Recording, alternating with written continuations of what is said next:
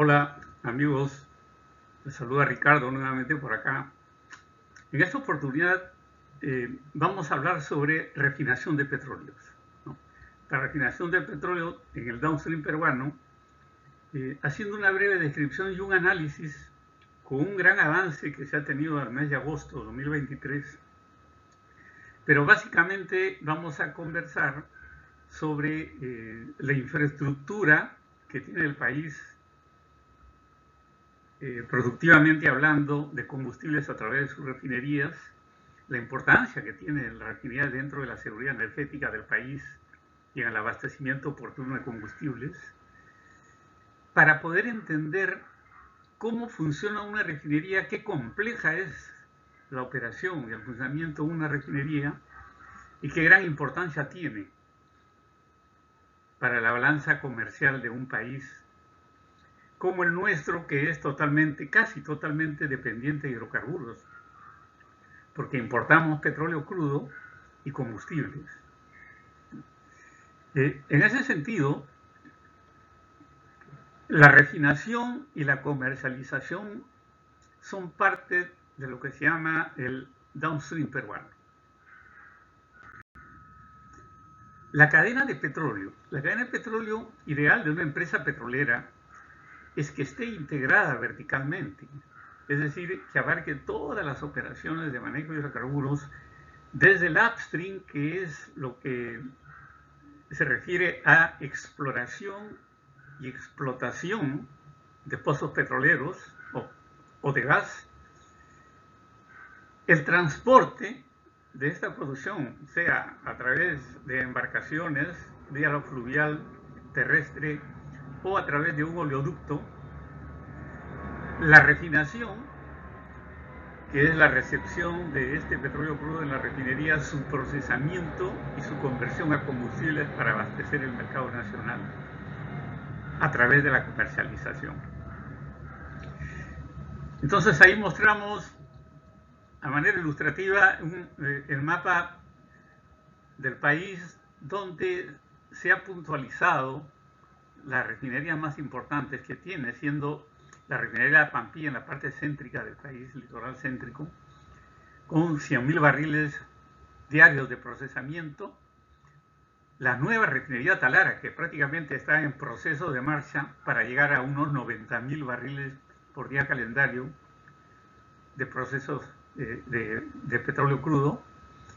La refinería Conchán, que tiene una capacidad del orden de 12.000 barriles por día calendario.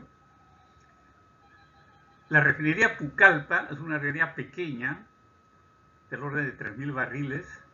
Y la refinería Iquitos en la Amazonía peruana, que es del orden de 12.000 barriles por día calendario. Cada una de estas refinerías tiene su propia estructura operativa, que ahora vamos a comentarla muy rápidamente, y que no son iguales entre sí. Una tiene mayor valor agregado que la otra. Entonces, las dos grandes refinerías del país son la refinería Pampilla y la refinería Talara. Pero ¿cuál es un esquema refinero actual que podríamos comentar?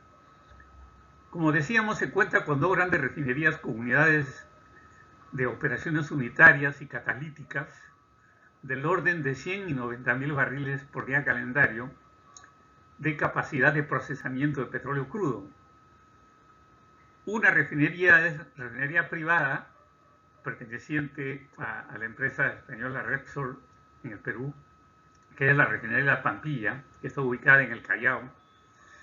Y la otra es la nueva refinería Talara, que está ubicada en el norte del país, que tiene una capacidad de procesamiento de 9.000.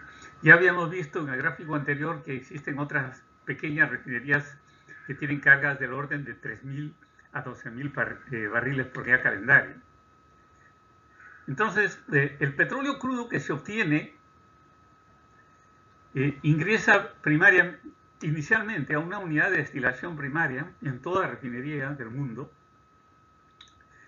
para que a través de un proceso de destilación se puedan pues obtener las gasolinas, solventes, querosene, diésel y productos pesados, ¿no?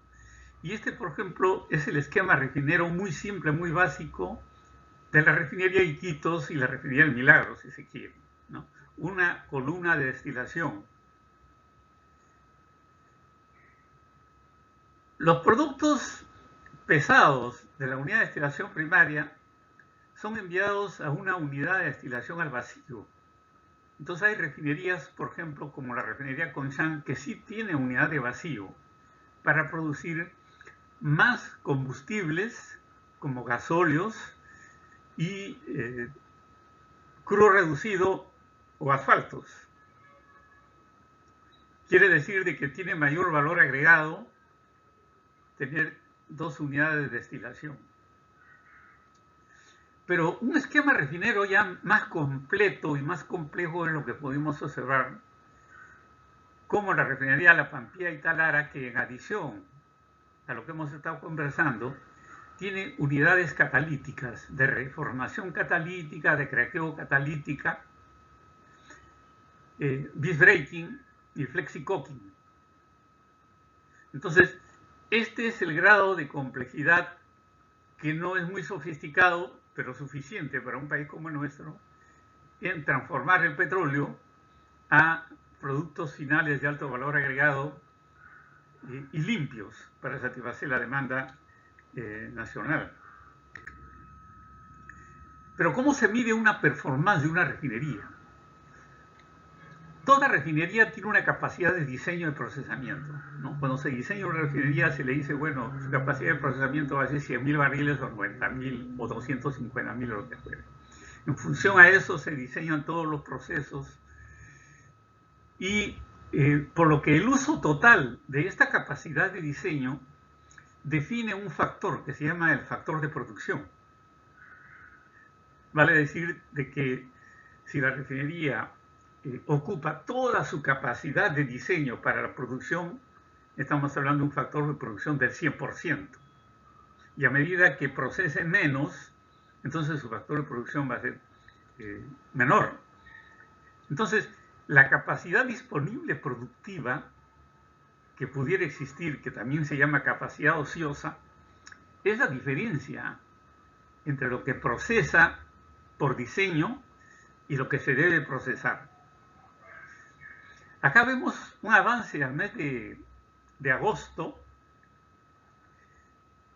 de la variación que ha habido en todos los meses, enero, febrero, marzo, etcétera, hasta agosto, de la refinería Talara, refinería Iquitos, Conchán, Talara y el promedio de refinerías nacionales.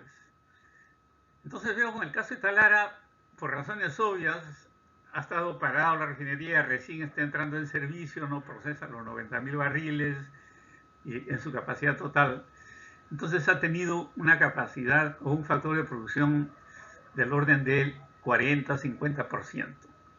El caso de la refinería Iquitos, mucho menor, de un 30%, 25-30%, lo cual es preocupante porque significa que tendría una capacidad disponible de aprovechamiento del orden del 70%. La refinería Conchán, un tanto similar a la refinería Iquitos, que ha tenido un factor de producción del orden de 30-40%, ¿no? Demostrando que también tiene una capacidad disponible de procesamiento para poder optimizar la refinación.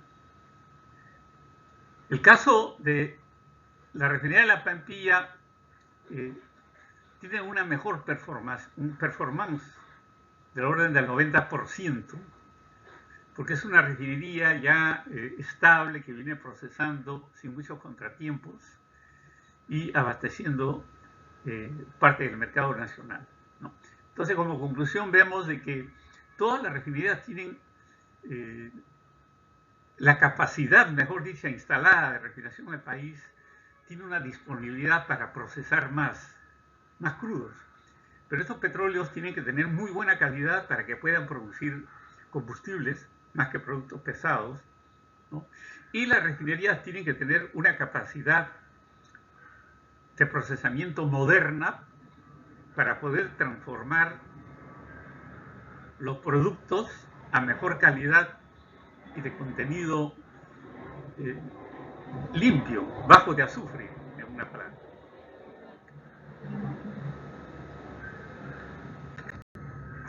La evolución de capacidad y calidad de petróleo procesado, ¿no?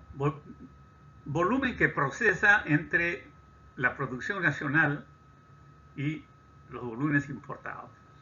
Entonces acá vemos en este gráfico los factores de producción promedio mes a mes de toda la capacidad refinera en el país. En enero se ha llegado a un 40% y a partir de febrero, marzo ha estado más 60-65%, en mayo ha vuelto a caer y después ha habido una recuperación. Pero ¿por qué cae un factor de producción de una refinería? Cuando la capacidad baja y si se responde, por ejemplo, a un mantenimiento y a una parada de la producción para mantenimiento, obviamente el factor de producción va a bajar. Y eso es lo que más o menos se refleja en estos gráficos. Pero esto se ha ido recuperando a tal forma que al mes de agosto se ha tenido pues ya una capacidad de refinación promedia de país del orden 75%, ¿no? Y como promedio anual está en el orden 50%. Entonces la empresa privada Repsol, en realidad La Pampilla, procesó petróleo crudo importado. Generalmente, por lo que se ve, importa los petróleos de diferentes calidades y latitudes en el mundo para poder cumplir su esquema refinero, su esquema de producción refinera. Y la mayor carga procesada fue en el mes de agosto del orden de 120.000 barriles por día calendario, que equivale a un 74%. Como lo vamos acá.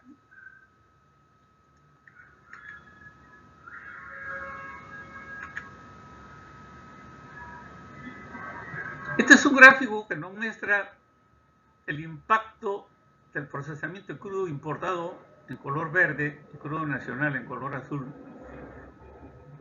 de todo el esquema refinero en su conjunto, ¿no?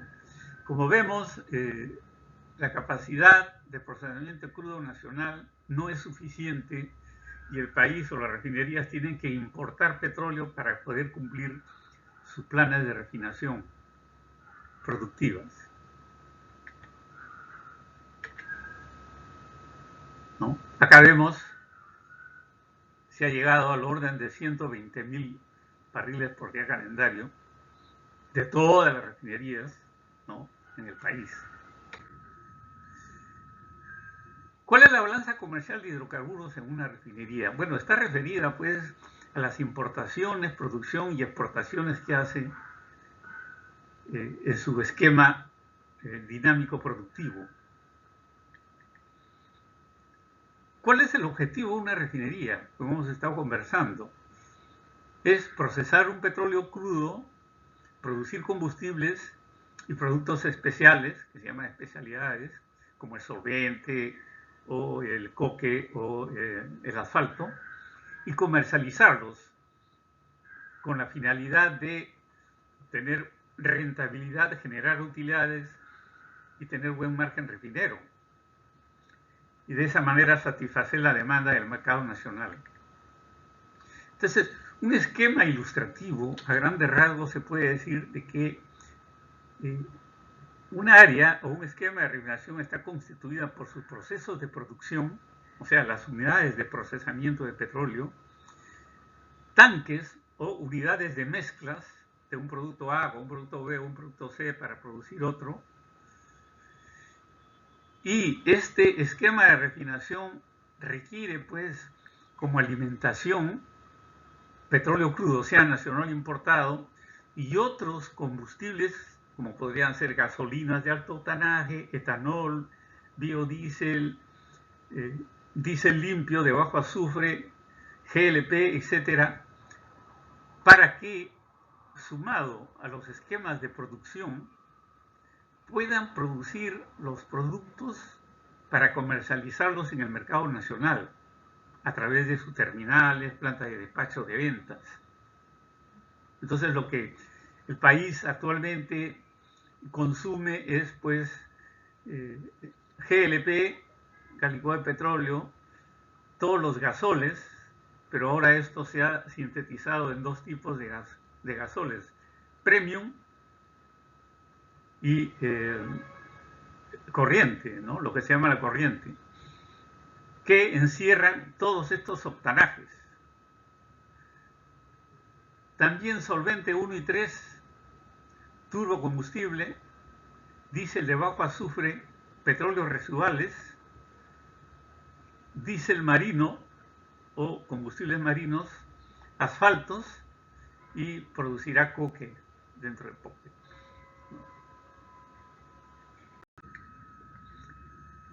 Entonces, los balances típicos de carga de producción de una refinería, en este caso de Pampilla y Talara, en el mes de agosto, por ejemplo, que ha sido el mes de mayor factor de producción que se ha tenido de todas las refinerías, vemos pues de que la refinería Talara, Iquitos y Conchán han procesado crudos nacionales en el orden que ustedes ven: 58.000 barriles por calendario ya refinería Talara, Iquitos con casi 4.000 barriles calendario y Conchán con 5.000.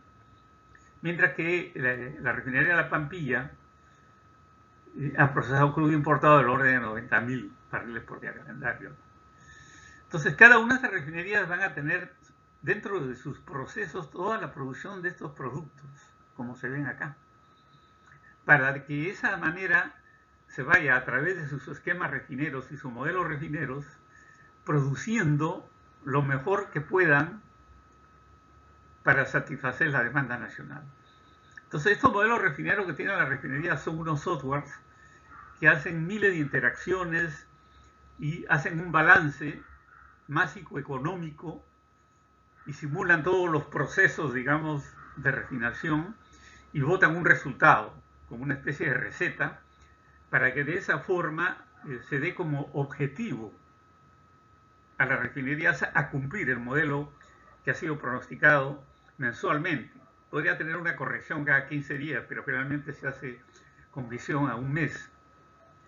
Y finalmente se tenga lo que se dice una capacidad total entre la refinación propia del petróleo más otras cargas, como vemos acá, de productos terminados, y pueda decirse pues de que el nivel de producción ha sido el orden de 67, 5, etcétera, en cada refinación, en cada refinería, ¿no? Ahí vemos la refinería Talara y vemos la refinería de La Pampilla, que son las refinerías que más productos producen y que tienen más altos niveles de procesamiento de petróleo. Ahora, dentro del esquema productivo,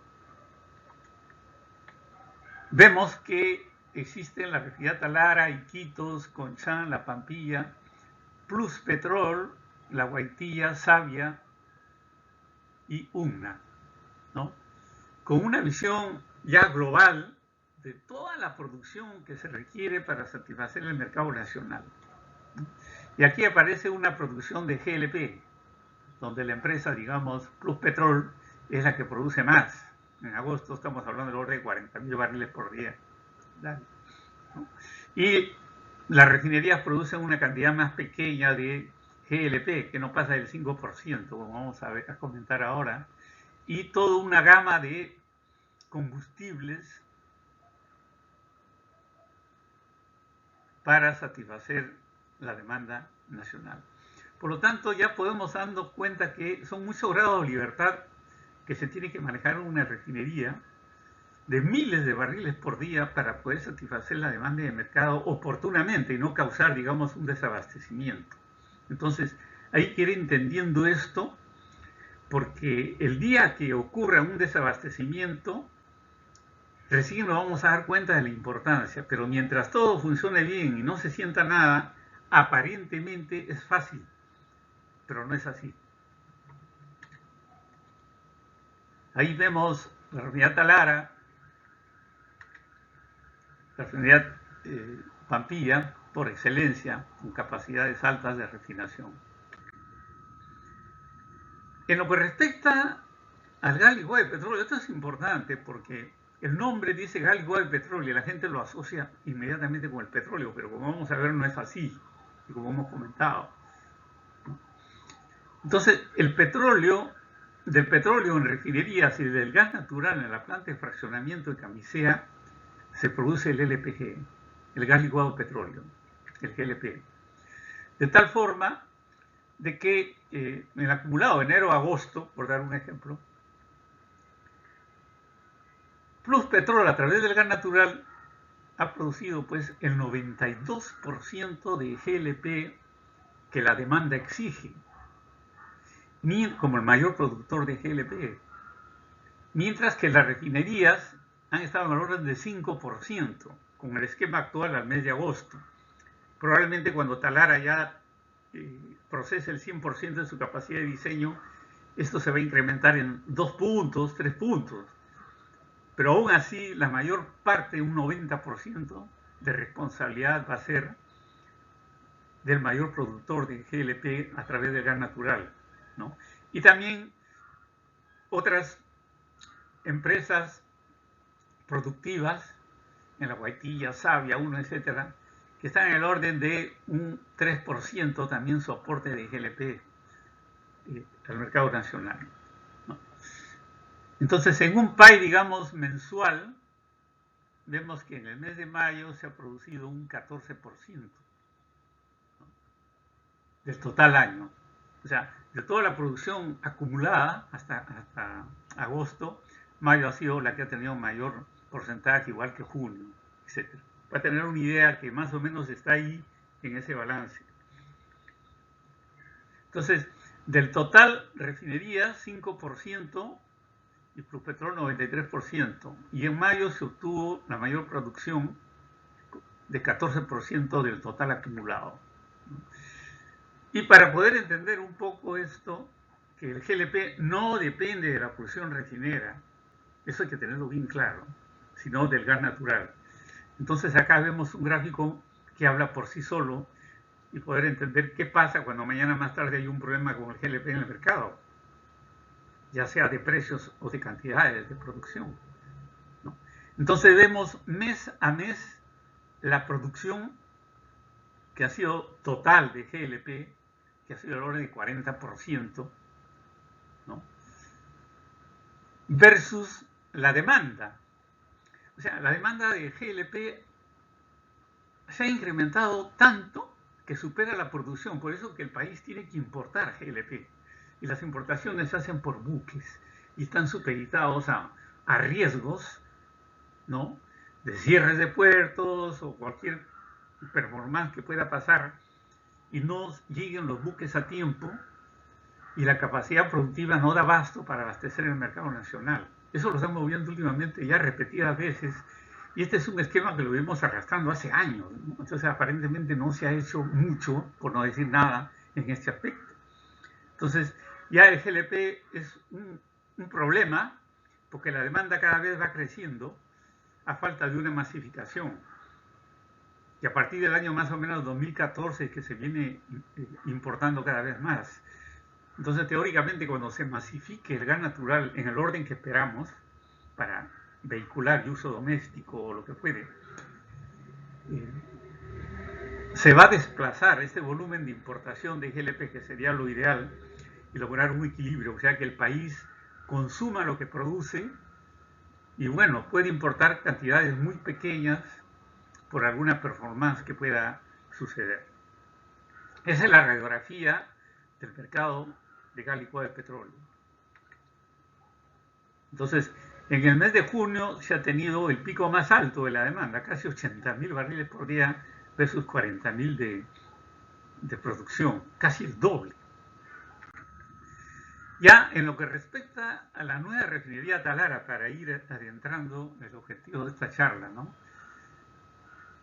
en el diagrama ilustrativo se puede observar la magnitud del proyecto con unidades de alta tecnología y poder de refinación para maximizar la extracción de destilados de petróleo crudo y lograr buen margen refinero. Vale decir, con productos de alta calidad y amigables con el ambiente, ¿no? Entonces se espera que procese pues los 95.000 barriles por día calendario la nueva refinería Talara, para producir según este esquema, pues, en sus unidades, diferentes unidades que tiene, gasolinas de alto octanaje, diésel de bajo azufre, turbocombustible de calidad A1 y productos residuales y otros, ¿no? De tal forma que otros como gasolina, por ejemplo, craqueada, ¿no? A través de craqueo catalítico, ¿no? Y este esquema de la nueva refinería cuenta pues con 16 unidades de proceso, fíjense, es una refinería mucho más compleja que la Pampilla, más moderna. Entonces, aquí abajo ustedes ven la página web de Petroperú, de la refinería, donde pueden observar con mayor lujo de detalles y con mayor legibilidad el esquema, el flowsheet de producción, con las capacidades de cada una de ellas de producción.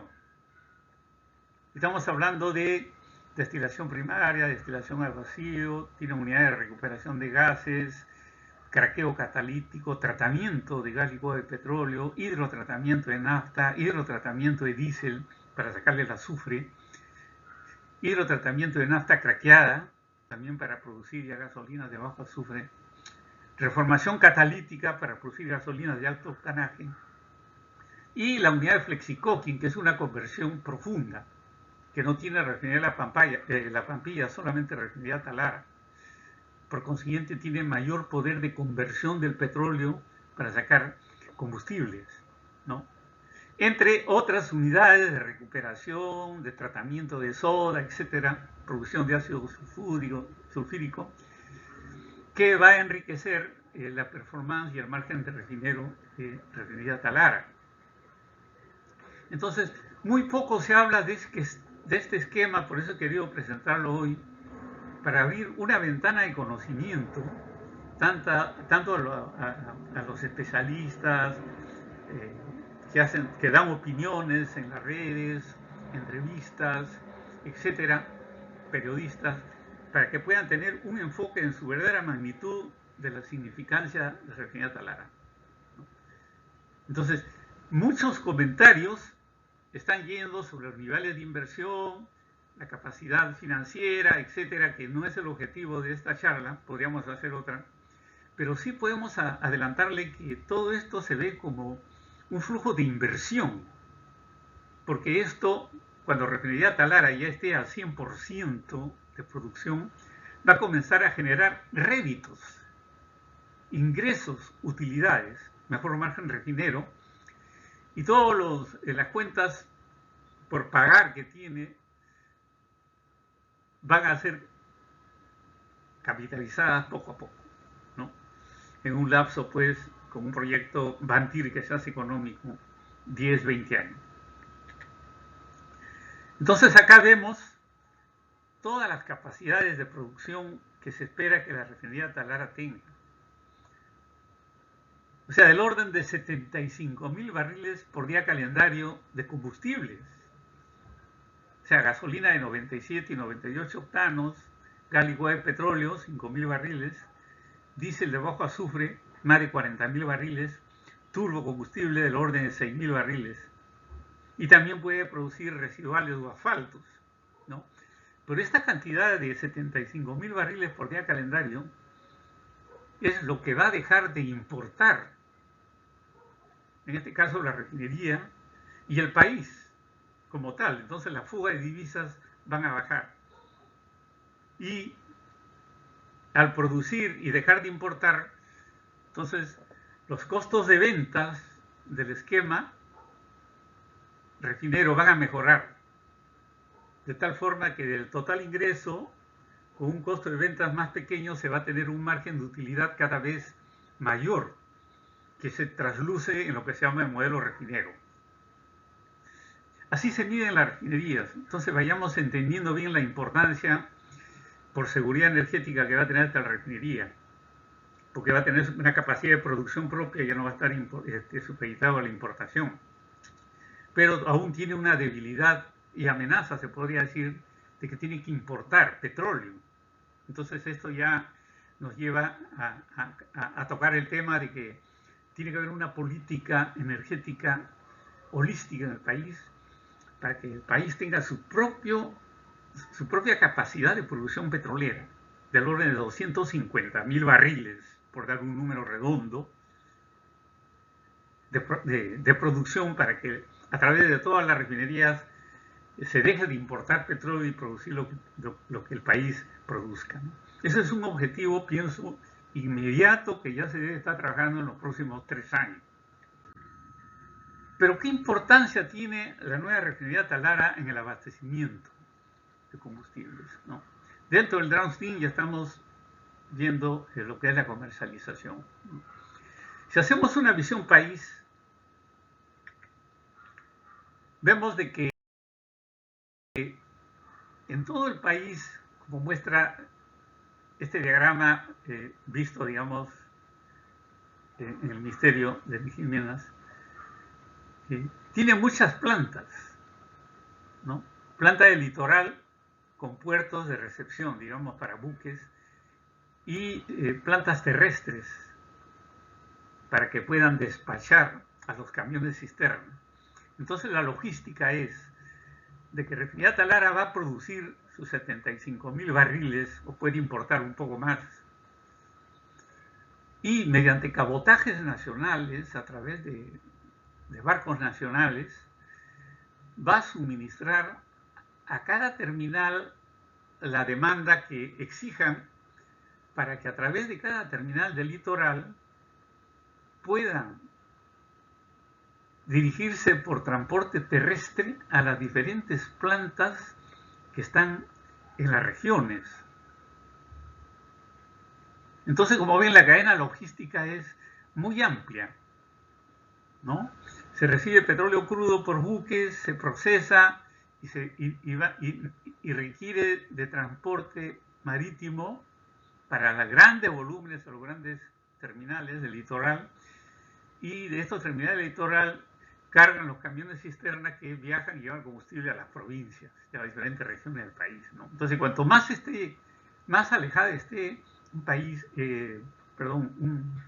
una planta como Madre de Dios, Cusco, Juliaca, etcétera, los costos van a ser mayores. Y dentro del abastecimiento que tiene Refinería Talara, como una empresa del Estado, siempre va a estar presente en abastecer, cueste lo que cueste, ese combustible en esas regiones deprimidas, donde a veces el privado no llega, pero el Estado tiene que llegar sí o sí por su misión, que tiene responsabilidad social y combatir la pobreza energética, en ese sentido, ¿no?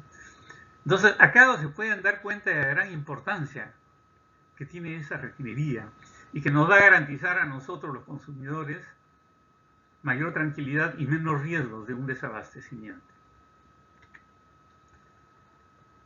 Entonces ya habíamos comentado de que no existe en nuestro país poliductos, como en otros países, donde la transferencia se alza por tuberías, sino que se tiene que recurrir a los buques.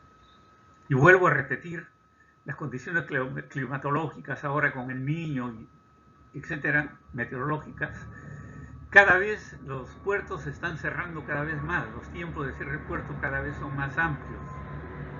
Y por consiguiente, cada vez que hay un cierre de puertos, los buques no pueden entrar y hacer sus operaciones de carga y descarga, y aparece el riesgo del desabastecimiento, porque si es mucho tiempo, no va a dar lugar pues a que oportunamente descargue esos combustibles y se transporten hasta los usuarios finales, y aparece un riesgo de desabastecimiento, ¿no? Que a veces es aprovechado por malas praxis comerciales, suben los precios, etc. Esto se va a manejar mejor ya con la nueva refinería. Pero se escucha también sobre la rentabilidad refinera. ¿Cuál es el margen de refinación? Mire, en forma didáctica lo he querido resumir en 2 escenarios, ¿no? Un escenario es de que la refinería, todas las refinerías, cualquier refinería, valorice todas las compras de materias primas, insumos que pueda tener a través de su gasto operativo de transformación y refinación y produzca todos los combustibles que el mercado demanda.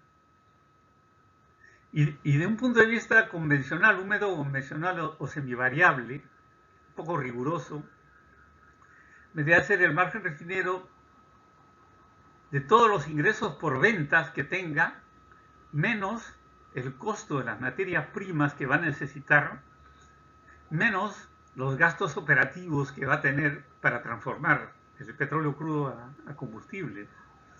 Entonces es una sumatoria de todos los productos de venta, menos la sumatoria de todas las materias primas e insumos que se compren, y toda la sumatoria de costos fijos y variables operativos que la refinación tenga. Entonces, este es un modo convencional un poco complicado para hacer un cálculo, porque se necesita hacer un balance y todo eso, y valorización también. Pero sin embargo, hay un método diferencial que se utiliza como pronóstico de futuro, ¿no? De valor a futuro, que se llama el margen de Krieg-Spread. Y esto se utiliza en todo el mundo, en la costa del Golfo, en Estados Unidos, y en todo el mundo, para poder valorizar, digamos, el valor futuro de utilidad, de margen de rentabilidad que va a tener la refinería. Y se utiliza el 3-2-1, ¿no? El scrap rate 3-2-1, que es 3 de crudo, 2 de gasolina y 1 de combustible, ¿no? Y acá he querido reproducir un ejemplo, ¿no? A modo ilustrativo, donde vemos acá los precios, ¿no? Del petróleo crudo, de WTI, de la gasolina, he puesto como referencia la RBOB, el diésel de bajo azufre, porque son el 2-1 de combustibles que va a tener como expectativa la refinería y va a necesitar 3 de crudo. Entonces, según los precios de mercado, por ejemplo, el margen de refinación que da este modelo está arrojando $15 por barril al 10 de octubre, teniendo estos precios relativos a esa fecha, donde la gasolina cuesta pues 214 centavos de dólar por galón, el diésel de bajo azufre 284, siempre más caro, y el petróleo crudo WTI 82 dólares por barril. Y aplicando la fórmula 321 arroja pues un margen de refinación de 15.51 dólares por barril. Entonces acá se puede apreciar rápidamente la interacción que hay de costos. Cuanto más barato es el petróleo, el margen de refinación va a mejorar. O cuanto más caro se venda, también va a mejorar. Pero ahí hay un equilibrio, sobre todo en nuestro país, en el esquema refinero de una empresa estatal, ¿no? Su afán no es de lucro, sino de cubrir sus costos y cumplir sus obligaciones y aportar al fisco, al fisco y al tesoro público, como lo ha venido haciendo, digamos, todas las refinerías en el país, ¿no? Entonces, esto va a ayudar a mover costos si se tienen recursos propios o lo que se estén importando. Por ejemplo, hoy día, a través de los conflictos que se está viendo en el Medio Oriente, el petróleo pues ha sufrido un incremento, tanto en la canasta Brent como en la canasta WTI. Y esto definitivamente va a jalar el precio de los combustibles y nos va a afectar a nosotros como país casi totalmente dependiente en tener altos precios. Entonces siempre va a venir la exigencia de que queremos precios bajos, los sectores de transporte, etcétera, y eso obliga a que el Estado pues comience a aplicar un subsidio cruzado a través del fondo de compensación, que eso no es una solución al problema y es una bola de nieve que genera un alto costo a las empresas productoras e importadoras porque no obtienen del fondo de compensación el flujo de dinero que debieron sostener en la venta y lo descapitaliza. Inclusive ha habido casos de que ha habido falencia de caja para poder pagar y se tienen que prestar del sistema financiero para poder pagar facturas, etcétera. Entonces tiene un alto costo financiero este fondo compensatorio cuando no es devuelto oportunamente, rápidamente. Entonces acá podemos hacer muchos análisis, pero solamente he querido subrayar lo más importante para invitarlos a ustedes que hagan sus propios análisis y entiendan un poco, entender un poco de cómo se hace la visión y el impacto económico de una refinería, ¿no? Entonces, los esquemas de economía de la refinación y economía petrolera son muy importantes, que no lo ven, digamos, un economista clásico, ¿no? Que a veces comienzan a hablar cosas que no tienen que ver, digamos, con la especialización de lo que es la economía de refinación y la economía petrolera. Pero acá un modelo para conocimiento de todos. Como conclusiones, ¿qué podemos ir diciendo? La demanda de combustibles en el mercado es del orden de 260.000 barriles por día calendario, al mes de agosto, ¿no? Que es más o menos el promedio que se tiene a la fecha, ¿no? Siendo de toda esta canasta el 45% de diésel.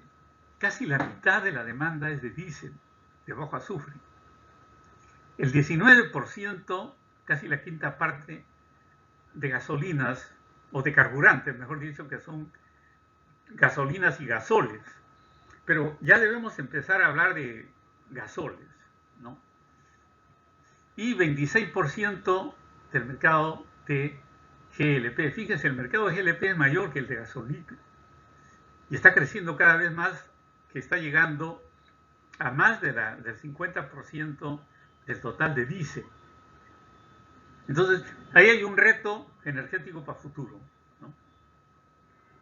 Y aquí en esta curva podemos ver los promedios anuales desde 2014 hasta un acumulado agosto, ¿no?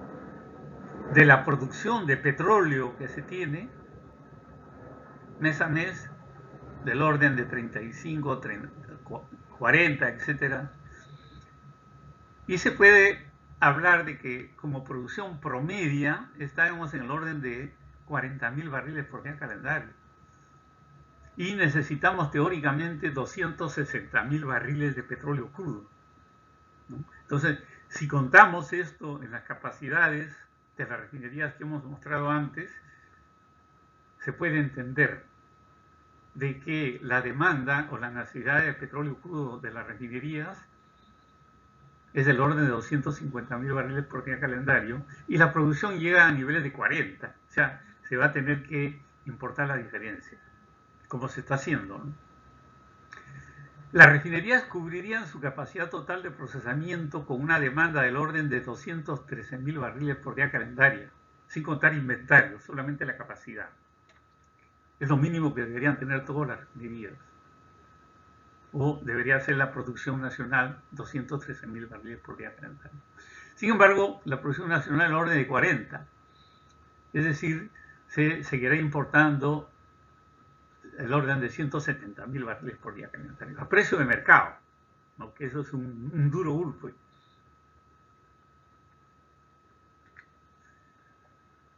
La nueva refinería ya en agosto procesó pues 58.000 barriles por día calendario. Esto está ya en proceso de arranque y se espera que su puesta en servicio total se estima que sea este año, mientras que la refinería de Pampilla ya en una forma más estable sumó el orden de 90.000 barriles por día calendario, ¿no? Entonces, al término de este año, las dos grandes refinerías pues deben estar procesando 190.000, 195.000 barriles por día calendario.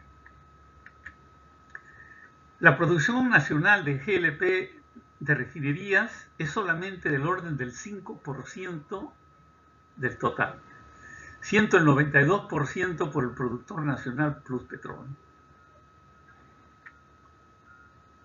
Con la operatividad al 100% de la refinería Talara, Petroperú dejará de importar combustibles del orden de 75.000 barriles por día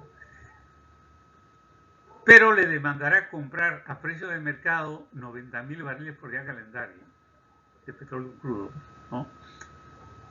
Lo que mejorará su margen refinero al optimizar sus costos de ventas. La dinámica logística de la nueva refinería Talara para producir y transportar combustibles para el abastecimiento es del orden de un 40% en el sector nacional, ¿no? Entonces, hay mucha gente que cree que Petroperú, a través de sus refinerías, de su gestión comercializadora, abastece el 100% del mercado, ¿no? Cosa que no es así. Hasta el año 2018 tenía pues un 50-51%, juntamente con Repsol, que entre los dos más o menos abastecían el mercado. Pero en estos últimos 5 años ya han aparecido otros protagonistas, otros actores privados de comercialización, y ha hecho de que por los mismos problemas económicos y la propia, estando parada la refinería Petroperú, golpeado por el COVID, los altos costos de materia prima, etc., ya no cubra ese 51% de mercado como lo hacía hace 5 o 6 años, sino cubra entre 30 y 35% de mercado y pueda cubrir un 40%. Entonces, es una competencia sana que va a haber entre la gestión estatal a través de la refinería de Petroperú, en este caso, y las empresas privadas. ¿Por qué? Porque el Estado no produce todo lo que el país necesita. O sea, la torta es grande para todos. Entonces, merece la oportunidad, la gestión estatal, de producir sus propios combustibles y integrarse verticalmente para que genere una competencia. No le va a demandar subsidios al Estado para la propia refinería. Los subsidios vienen para el consumidor, no para la refinería, no para la empresa. Dentro de las recomendaciones se potencia la política de reactivación del upstream. Eso es lo que hemos estado conversando hace unos minutos en las líneas anteriores. Paralelamente, para lograr la operatividad total del oleoducto norperuano. El oleoducto norperuano ya ha quedado demostrado que ha tenido problemas de sabotaje por terceros. Me parece que los han capturado ahí a unos delincuentes. Y este 75-80% de atentados, de paradas, de fugas de oleoducto, le ha dado una inoperatividad, ¿no? Que sumado a la falta de producción, entonces ese oleoducto no puede transportar nada prácticamente, ¿no? Porque no hay. Entonces, si se hace el esfuerzo de arreglar el oleoducto, ponerlo operativo, con un buen flujo de inversión, tendría que paralelamente hacerse también el esfuerzo de tener la producción que justifique esa inversión. Porque no se va a gastar, por decir, $500 millones para optimizar y darle operatividad al oleoducto cuando no va a bombear más de 35.000 barriles por día. Entonces, la recomendación es de que ya el Ministerio y todas las instituciones relacionadas con energía, a través de la Comisión de Energía del Congreso, puedan ya revisar la ley orgánica que está entrampada del año 2017 en el Congreso para modernizarla, cambiar las reglas de juego que sean mucho más atractivas, más competitivas, para que el capital privado invierta en riesgo, que viene a ser la parte de exploración, que tiene un alto costo y el riesgo es muy alto, sobre todo en los pozos de la Amazonía peruana, para que justamente el oleoducto pueda, como hacía antes, transportar todo esto hasta el terminal Bayóvar, donde tiene una gran capacidad de más de 1 millón de barriles, etcétera, de petróleo, y de este terminal de Bayóvar, por buques se puedan abastecer tanto a las otras refinerías del litoral, vale decir Talara, refinería Conchán. Pero incluso esto ya abre la necesidad de diseñarse un oleoducto desde Bayóvar a la refinería Talar. Porque si se optimiza el oleoducto y se optimiza el upstream, se logra sacar más bioproducción, el oleoducto va a transportar esto ¿a dónde? A refinería, al terminal Bayóvar. Y el terminal Bayóvar va a tener, por cabotajes, por buques, enviar a las otras refinerías del litoral, llámese Conchán, Pampilla o Talara.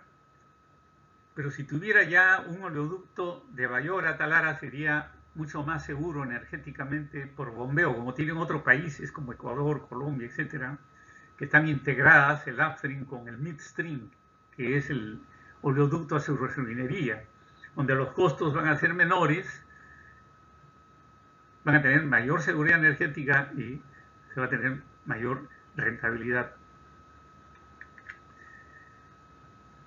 Y la otra recomendación es que las reglas de juego también sean claras para todos y tengan oportunidad para todos. Entonces ya con una refinería moderna como de Talara, es necesario ya que la empresa estatal también pueda embanderar grifos propios o estaciones de servicio propias, ¿no?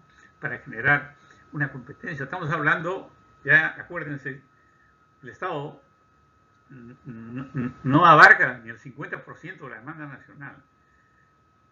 Entonces, si se le dan los puntos de apoyo arquimidianos que necesitaría el Estado, entonces van a tener mayor capacidad de producción, menores costos, que va a regular la competencia con los otros actores. Ahorita no hay control de precios, es un libre albedrío.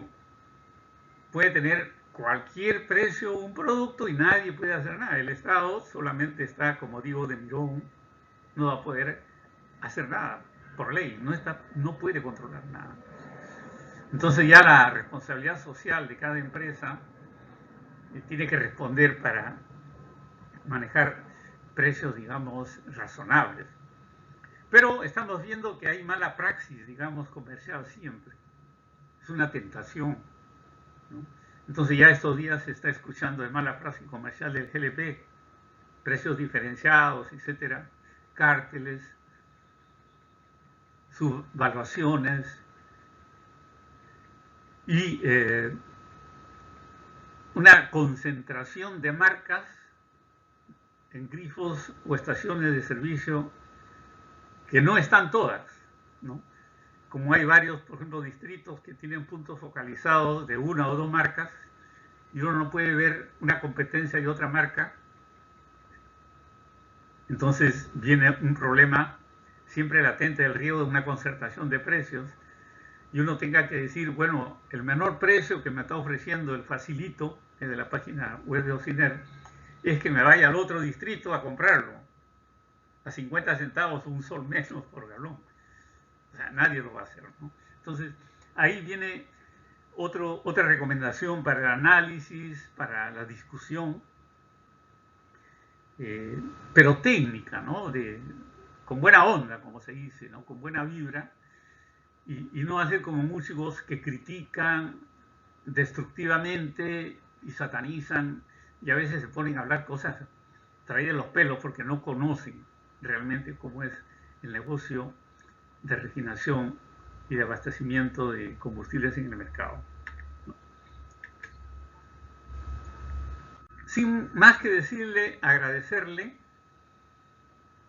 Muchas gracias por tu atención. Espero que esta exposición haya sido de su agrado y haya ayudado a entender un poco cómo se maneja una refinería, la importancia que tiene. Y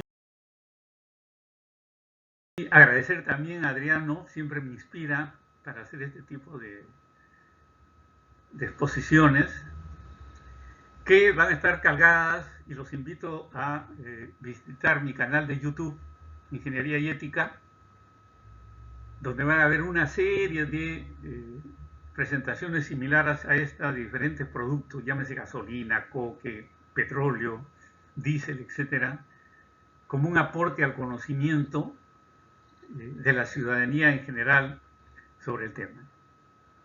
Eso es todo por ahora. Muchas gracias. Un poco larga la exposición, pero valió la pena. Lo pueden ver por partes, si gustan, ¿no? Estamos hasta la próxima.